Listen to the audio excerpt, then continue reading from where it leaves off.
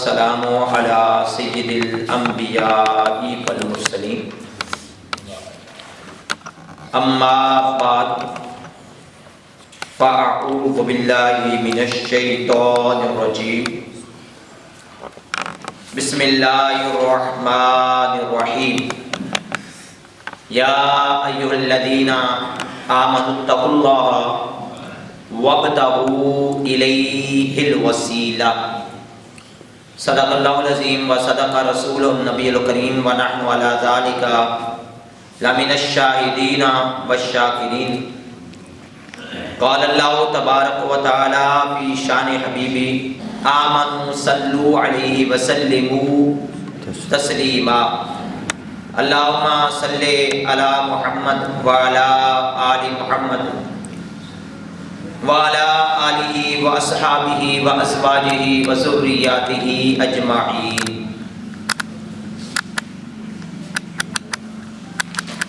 اللہ تعالیٰ قرآن پاک کے اندر ارشاد فرماتا ہے یا ایھا الذین آمنوا اتقوا اللہ، اے لوگو جو ایمان لائے ہو اللہ سے ڈرو۔ ایمان والے لوگوں اللہ سے ڈرو، وابتغوا تلاش کرو اور تلاش کرو، الیہ الوسیلہ اپنے رب کی بارگاہ میں پہنچنے کا وسیلہ تلاش کرو۔ واضح، کلیئر، صاف اللہ لفظوں میں بیان فرما رہا ہے کہ ایمان والو اللہ کی بارگاہ میں حاضری کے لیے کوئی وسیلہ ڈھونڈو کہ جس کے ذریعے تم اللہ کی بارگاہ میں پہنچ سکو۔ یہ یاد رکھیے گا، مسلمان کو اعمال کے ساتھ انبیاء اولیاء کا وسیلہ بھی ڈھونڈنا چاہیے کہ وسیلہ تلاش کیے بغیر، وسیلے کے بغیر کوئی بندہ رب تک پہنچ نہیں سکتا۔ جو بندہ کہتا ہے کہ میں بغیر وسیلے کے رب تک پہنچ سکتا ہوں، وہ گمراہ ہو سکتا ہے، وہ بھٹک سکتا ہے، وہ شیطان کے بہکاوے میں آ سکتا ہے، لیکن اللہ کی بارگاہ میں پہنچ سکتا نہیں۔ چنانچہ اللہ تعالیٰ نے ارشاد فرمایا وَلَوْ أَنَّهُمْ إِذ ظَّلَمُوا أَنفُسَهُمْ جَاءُوكَ، اے میرے محبوب، یہ جو لوگ ہیں جنہوں نے اپنی جانوں پر ظلم کیا ہے، اپنی جانوں پر ظلم کرنے سے مراد کیا ہے؟ گناہ کیے ہیں، اللہ کو ناراض کیا، یعنی گناہ کرنا، اللہ کو ناراض کرنا،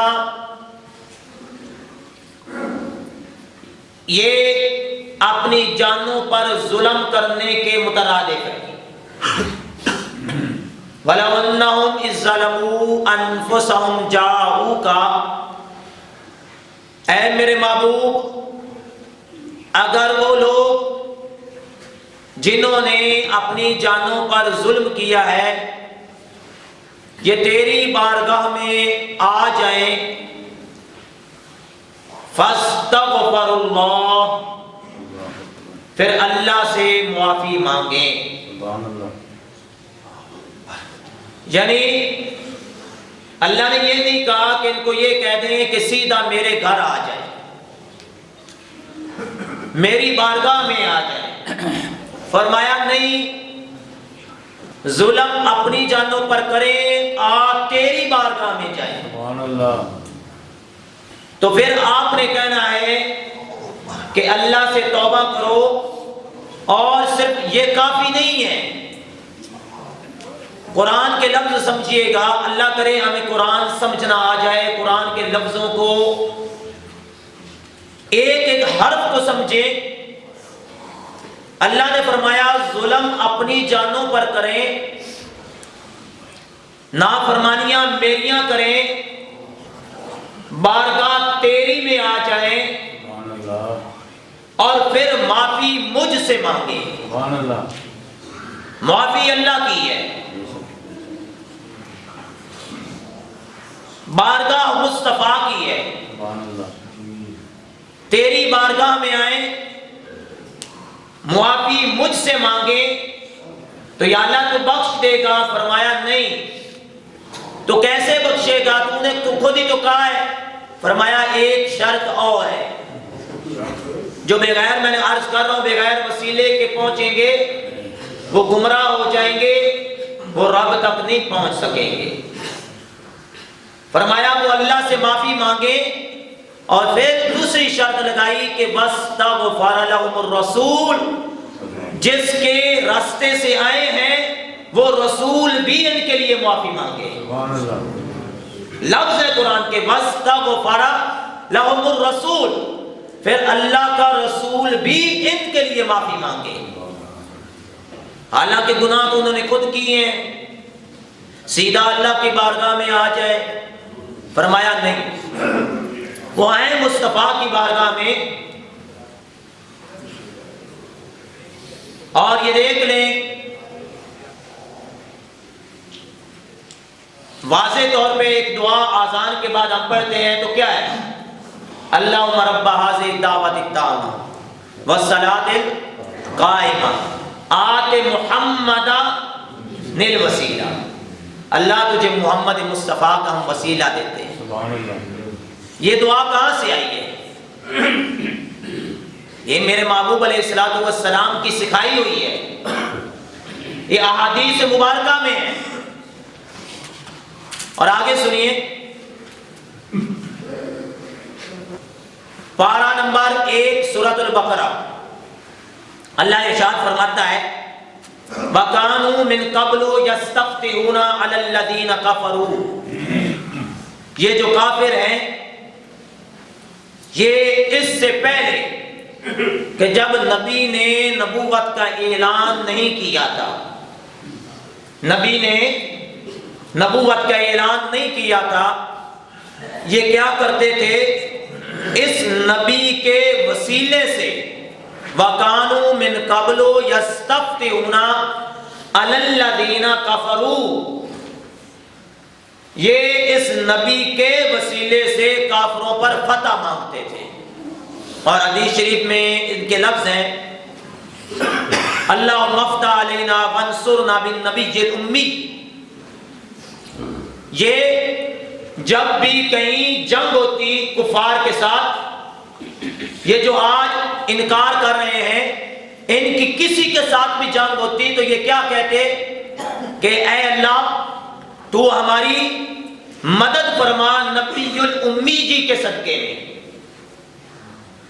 نبی پاک صلی اللہ تعالیٰ علیہ وسلم کے وسیلے سے تو ہماری مدد فرما، اور اللہ ان کو فتح دے دیتا تھا۔ اچھا آگے سنیے،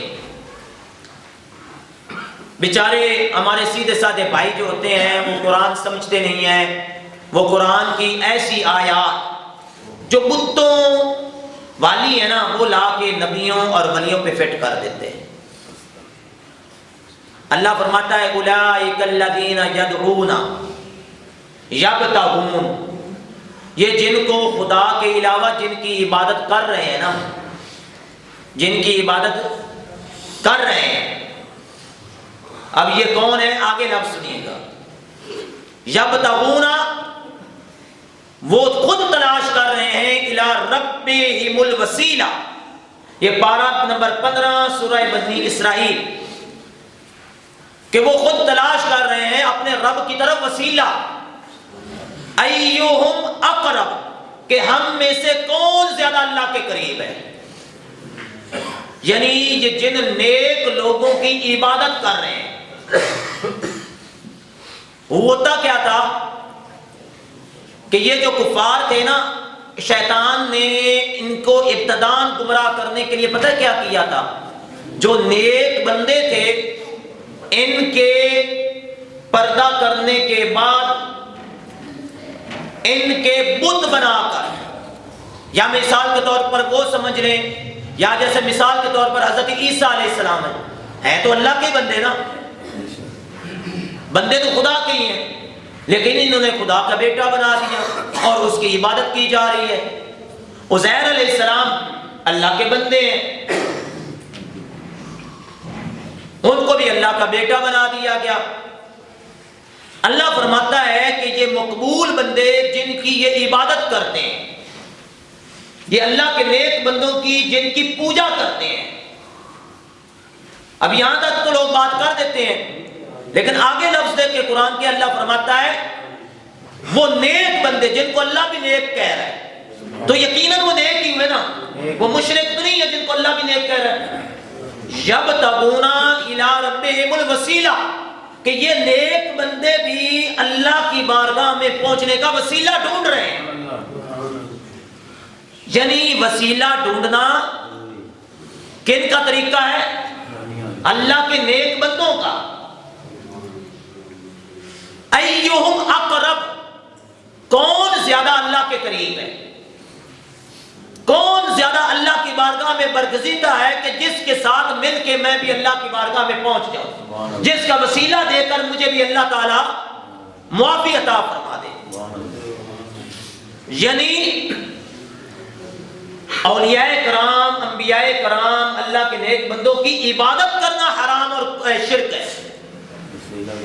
وسیلہ یہ خود اللہ کے نبیوں کا طریقہ ہے۔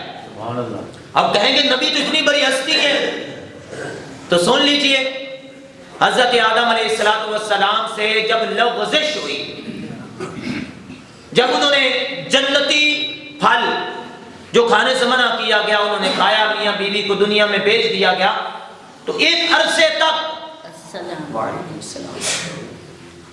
ایک عرصے تک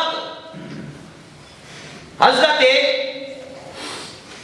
آدم علیہ السلام زمین پر ادھر سے ادھر، ادھر سے ادھر، حالانکہ آدم علیہ السلام اتنے نیک، ہم سب کے بعد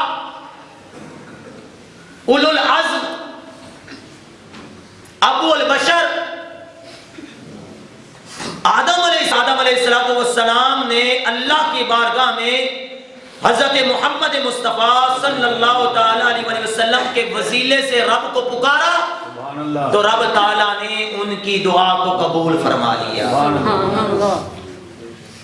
تو اللہ فرما رہا ہے نا کہ یہ لوگ جو اللہ کے علاوہ ان نیک بندوں کی عبادت کرتے ہیں، یہ نیک بندے خود اللہ کی طرف وسیلہ ڈھونڈ رہے ہیں کہ ایہم اقرب، کون ہم میں سے زیادہ اللہ کے قریب ہے۔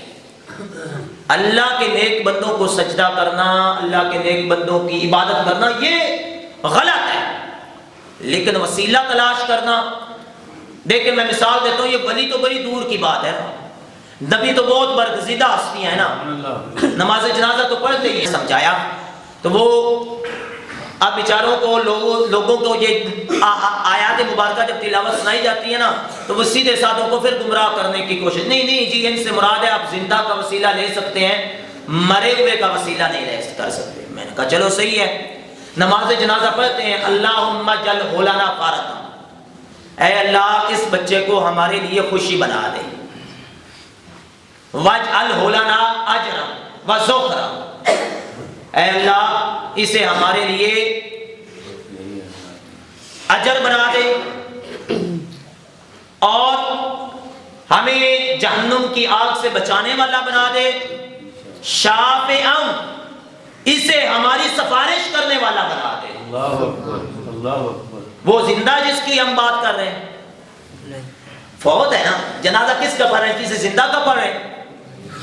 ایک فوت شدہ بچہ جس نے اللہ کی کوئی عبادت نہیں کی، کوئی تلاوت، کوئی ذکر، اب کسی کے ذہن نہیں بچہ 8-10 سال کا تھا اس نے تلاوت بھی کرتا تھا. پہلے تو بات یہ نابالغ تھی, تلاوت و ذکر اس کا شریعت ہی نہیں ہے. لیکن یہ تو اس بچے کی دعا بھی ہے جو ماں کے پیٹ سے باہر آیا, ایک سانس بھی لیا. اللہ اکبر. کیونکہ نماز جنازہ ہر اس انسان کا ذی روح کا پڑھا جاتا ہے کہ جو ماں کے پیٹ سے باہر دنیا میں جس نے ایک سانس لیا, یعنی پیدا جب ہو رہا تھا, اگر اس کا مثال ابھی آدھا پیدا ہوا تھا لیکن اس نے سانس زمین دنیا میں لے لیا, اسی وقت بھی فوت ہو گیا, تو اس کی جنازہ تو ہوگی. تو اس کی جنازے میں دعا تو آپ پڑھیں گے. تو دعا کون سی پڑھیں گے؟ اے اللہ شافعاں, اس بچے کو ہماری سفارش کرنے والا بنا دے. ہم اللہ کی بارگاہ میں بچے کا وسیلہ پیش کریں. اور کیسی سفارش کرنے والا؟ وَمُشَفَّعًا, اللہ اس کو ایسی سفارش کرنے والا بنا دے جس کی تو سفارش قبول بھی کر لے, جس کی تو سفارش قبول بھی کر لے. یا اگر کسی کی سفارش, کسی کا وسیلہ کوئی کام ہی نہیں, کوئی فائدہ ہی نہیں ہے, تو پھر یہ دعائیں کسی کے لیے کرنے کا کیا فائدہ؟ آپ ہر نماز میں کہہ رہے ہوتے ہیں ربنا اغفر لی ولوالدی وللمؤمنین. چلو سمجھ آ گئی, آپ ماں باپ کا خون ہے تو ماں باپ کے خون کی وجہ سے آپ کے لیے ماں باپ کے لیے دعا قبول ہے, تو وللمؤمنین کون ہے؟ آگے سنیے. حضرت عمر فاروق اعظم رضی اللہ تعالیٰ عنہ کے زمانے میں قحط سالی آئی, تو حضرت عباس بن عبد المطلب ان کے وسیلے سے حضرت عمر فاروق اعظم رضی اللہ تعالیٰ عنہ نے اللہ تعالیٰ کی بارگاہ میں دعا کی کہ اللہ میں تیری بارگاہ میں تیرے نبی کے چچا کا وسیلہ پیش کرتا ہوں. نبی تو بہت عظیم ہے نا, نبی ہمارے تو امام الانبیاء ہے نا. حضرت عمر صدیق اکبر کا بھی دے سکتے تھے. فرمایا اے اللہ میں تیری بارگاہ میں تیرے نبی کے چچا کا وسیلہ پیش کرتا ہوں. یہ بخاری شریف ہے, اللہ کرے ہم بخاری پڑھنے والے بن جائیں. پہلی جلد کے اندر ہے, اے اللہ میں تیری بارگاہ میں تیرے نبی کے چچا کا وسیلہ پیش کرتا ہوں, تو ہمیں بارش عطا فرما.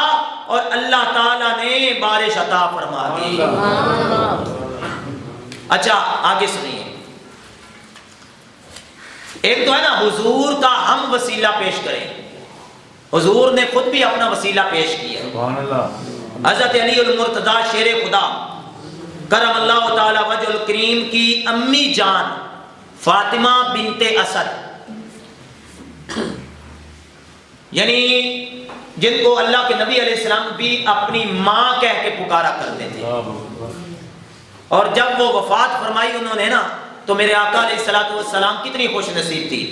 میرے محبوب علیہ السلام نے خود ان کی نماز جنازہ پڑھی, اور نماز جنازہ پڑھ کے جنت البقیع کے اندر محبوب علیہ السلام نے خود قبر کے اندر اتارا. اور جب اتار کر نکلنے لگے نا, تو آپ نے اللہ تعالیٰ کی بارگاہ میں دعا کی, الحمدللہ الحمدللہ یحیی و یمیت وہو حی لا یموت. اللہ وہ ہے کہ جو زندگی بھی دیتا ہے اور موت بھی دیتا ہے, اور وہ ہے کہ جو خود زندہ ہے اس کو کوئی موت نہیں ہے. اور پھر کہا اغفر لی امی, اے اللہ تو بخش دے میری ماں فاطمہ بنت اسد کو, تو میری ماں فاطمہ بنت اسد کو بخش دے. اور آگے بیان کرتے ہوئے میرے محبوب علیہ السلام نے اور آگے جا کر فرمایا بحق کے نبی کا, میں تجھے تیرے نبی کا واسطہ دیتا ہوں.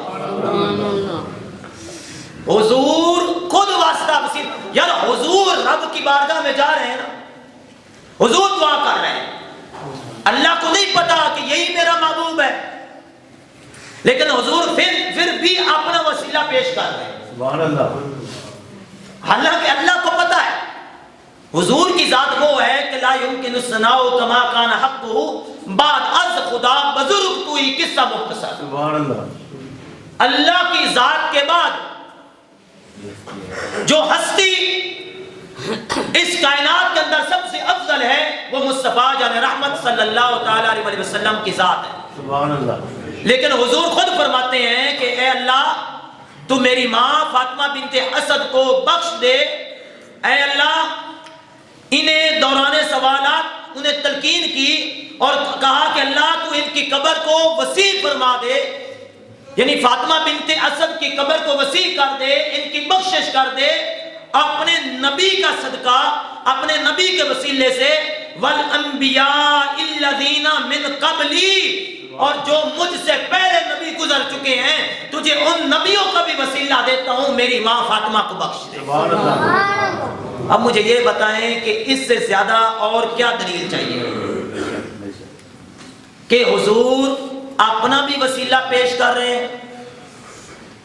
حالانکہ ہمارے نزدیک تو حضور کے ہاتھ اٹھا دینے، میں تو کہتا ہوں حضور ہاتھ نہ بھی اٹھاتے، حضور نے نماز جنازہ پڑھ لی تھی نا. اچھا، اور اس سے یہ بھی پتا جو لوگ صرف کہتے ہیں جنازے کے بعد دعا کی ضرورت ہی نہیں، حضور نے جنازہ پڑھا، جنازے میں دعا بھی مانگی، پھر قبر میں اتار رہے ہیں. اور اتنا ہی کافی تھا کہ حضور قبر میں اتارنے کے بعد حضور دعائیں مانگ رہے ہیں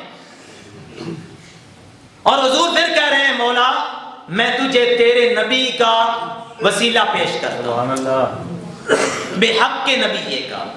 اور والانبیاء الذین من قبلی، اے اللہ مجھ سے پہلے بھی جتنے نبی گزر چکے ہیں میں تیری بارگاہ میں ان کا بھی وسیلہ پیش کرتا ہوں. اے اللہ تو ان کے وسیلے سے میری ماں کی بخشش فرما. تو میرا بھائیو اگر آپ بغیر وسیلے کے رب کی بارگاہ میں پہنچنا چاہیں گے نا نہیں پہنچ سکتے. ہم یہی تو کہتے ہیں صراط الذین، ان لوگوں کے رستے پر چلا جن پر تیرا انعمت علیہم، اور غیر المغضوب علیہم، اور ان لوگوں سے کے رستے سے بچا جن پر تیرا غضب ہوا، علیہم ولضالین، اور جو گمراہ ہوئے ہیں ہمیں ان کے رستے سے بھی بچا. تو اس لیے میرا بھائی اللہ کی بارگاہ میں آپ وسیلہ پیش کیا کریں. اذان کے بعد کی میں نے دعا پہ آپ کو سنا دی، آتی محمد ان الوسیلۃ والفضیلہ، اور جتنی عبادات ہیں تمام عبادات جو ہیں یہ ہیں وسیلہ. دیکھو یہ دنیا جو ہے یہ نظام قدرت ہے. اللہ پیدا کرنے پہ آئے تو ڈائریکٹ بھی پیدا ہمیں کر دے، اوپر سے اتار دے نیچے، لیکن اللہ نے نظام قدرت ایک وسیلے کے ذریعے ماں باپ کے ذریعے ہمیں پیدا کیا. رازق اللہ ہے، رزق دینے والی ذات کون سی ہے؟ اللہ ہے. پر اللہ ڈائریکٹ نہیں دیتا، دے سکتا ہے پر دیتا نہیں ہے. کاروبار کریں گے، نوکری کریں گے، کچھ نہ کچھ کریں گے تو آپ کو ملے گا. اللہ شفا دے سکتا ہے، یا تو آپ کسی سے جا کے علاج کرائیں گے، دوائی لیں گے، آپریٹ کرائیں گے، پھر آپ کو شفا ملے گی. اللہ سب کچھ کر سکتا ہے.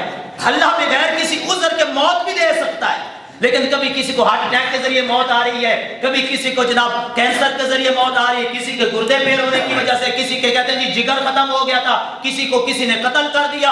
اللہ کے وہ بغیر کسی عذر کے موت دے سکتا ہے. یہ دنیا کا نظام جو ہے ایک وسیلے کے ساتھ ایک اللہ نے نظام قدرت بنایا. تو اس لیے اللہ کی بارگاہ میں بھی کہ آپ بغیر وسیلے کے پہنچ جائیں گے. اللہ تعالیٰ محبوب علیہ الصلوۃ والسلام کا صدقہ ہمیں قرآن و احادیث کو سمجھنے کی سعادت عطا فرمائے.